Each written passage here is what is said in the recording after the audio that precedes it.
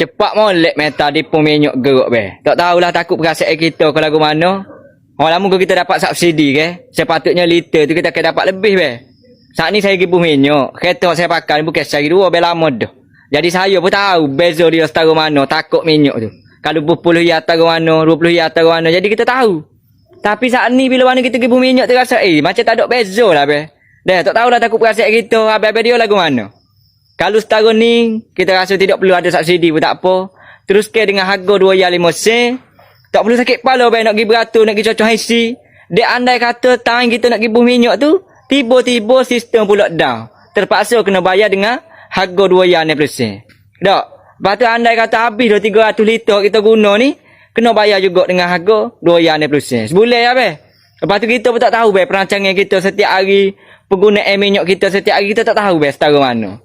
Jadi kita rasa lebih baik kekalkan dengan sepuluh dulu. 2 ya 5 sen. Dia tidak perlu nak pergi beratur. Tak perlu serabut kepala lah mudah kata. Kekalkan dengan harga biasa. Tak ada subsidi pun tak ada masalah. Kau lagu mana berak?